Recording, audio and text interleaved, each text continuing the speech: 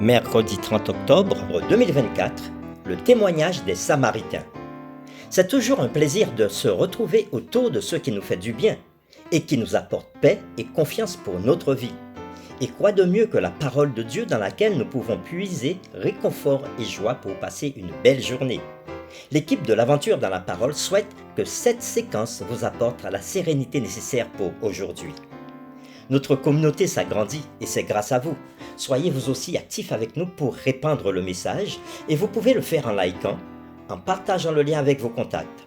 Nous vous invitons à vous abonner si ce n'est pas encore fait pour recevoir la notification chaque jour. Et pour un confort d'écoute en continu, nous vous proposons la playlist de chaque semaine. Le texte à mémoriser de cette semaine que nous vous invitons à dire avec nous se trouve dans Jean chapitre 4, le verset 42.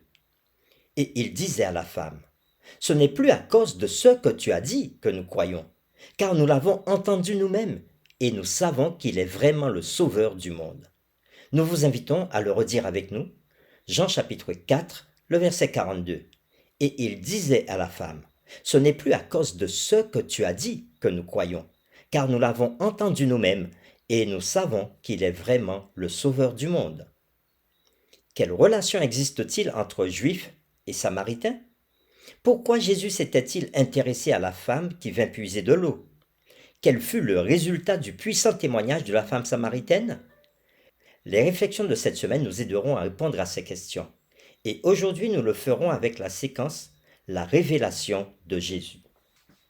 Nous vous invitons à lire avec nous Jean chapitre 4, les versets 16 à 24. Et nous répondrons à la question suivante. Que fit Jésus pour montrer à cette femme qu'il connaissait ses secrets les plus profonds? Et comment avait-elle réagi?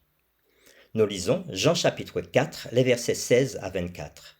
« Va, lui dit Jésus, appelle ton mari et viens ici. » La femme répondit, « Je n'ai point de mari. » Jésus lui dit, « Tu as eu raison de dire je n'ai point de mari, car tu en as eu 5 maris, et celui que tu as maintenant n'est pas ton mari. En cela, tu as dit vrai. » Seigneur, lui dit la femme, je vois que tu es prophète. Nos pères ont adoré sur cette montagne, et vous dites, vous, que le lieu où il faut adorer est à Jérusalem. Femme, lui dit Jésus, crois-moi, l'heure vient, et ce ne sera ni sur cette montagne, ni à Jérusalem que vous adorerez le Père. Vous adorez ce que vous ne connaissez pas. Nous adorons ce que nous connaissons, car le salut vient des Juifs. Mais l'heure vient, et elle est déjà venue, où les vrais adorateurs adoreront le Père en esprit et en vérité, car ce sont là les adorateurs que le Père demande. Dieu est esprit, et il faut que ceux qui l'adorent en esprit et en vérité. Après avoir lu Jean chapitre 4, les versets 16 à 24, nous répondons à la question: que fit Jésus pour montrer à cette femme qu'il connaissait ses secrets les plus profonds, et comment avait-elle réagi? La lumière était trop aveuglante pour être regardée directement. Tout en reconnaissant Jésus comme étant prophète, la femme pratiqua à nouveau l'évitement. Elle posa à Jésus une question de controverse religieuse entre Juifs et Samaritains, le lieu d'adoration. En réponse, Jésus fit remarquer que les Samaritains ne savaient pas ce qu'ils adoraient. Leur culte était une synthèse du judaïsme et du paganisme. Les Juifs adoraient Dieu qui se révèle, ce qui est un autre aveu important pour un Samaritain. L'adoration du vrai Dieu n'est pas liée à un lieu. La discussion sur un lieu de culte n'était donc pas pertinente pour la conversation, car Dieu est esprit, et ceux qui l'adorent doivent le faire en esprit et en vérité. La femme avait accepté la pure vérité transmise par Jésus et était prête à en faire plus. Nous vous invitons à lire Jean chapitre 4, les versets 25 et 26, et nous répondrons à la question suivante: comment Jésus lui avait-il révélé son identité? Nous lisons Jean chapitre 4, les versets 25 et 26. La femme lui dit: je sais que le Messie doit venir, celui qu'on appelle Christ. Quand il sera venu, il nous annoncera toutes ces choses. Jésus lui dit: je le suis, moi qui te parle. Après avoir lu ce texte, Jean chapitre 4, versets 25 et 26, répondons à la question suivante. Comment Jésus lui avait-il révélé son identité?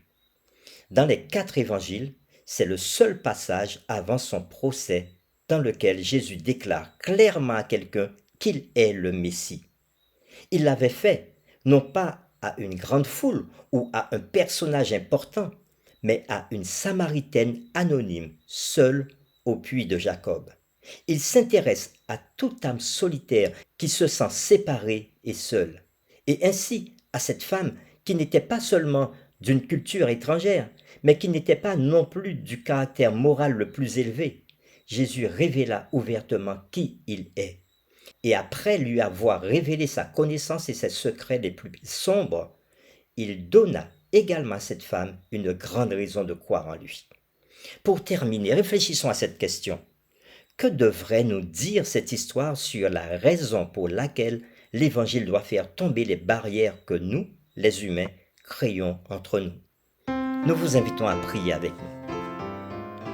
Seigneur Dieu, toi qui es dans le ciel, tu aimes tous tes enfants, quels qu'ils soient d'une race ou d'une autre, qu'ils soient d'une culture ou d'une autre, qu'ils soient d'une religion ou d'une autre. Tu aimes tous tes enfants. Et tu as envoyé Jésus sur cette terre pour sauver tous tes enfants. Et à travers l'échange entre Jésus et cette femme samaritaine, cette femme étrangère, Jésus annonce qui il est réellement. Et nous voyons que c'est la seule personne à qui Jésus se révèle clairement.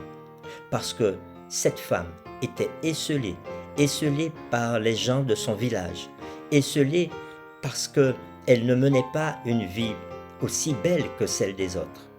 Mais elle avait soif de rencontrer Jésus. Et c'est pour ça que Jésus révèle clairement son identité à cette femme qui en avait besoin. Seigneur, peut-être que nous-mêmes nous nous trouvons dans la même situation que cette femme et nous avons besoin de rencontrer Jésus dans notre vie.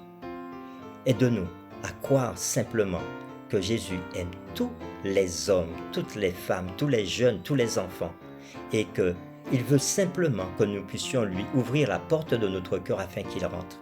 Alors Seigneur, aide-nous à ouvrir chaque jour la porte de notre cœur à Jésus. C'est en son nom que nous te prions. Amen.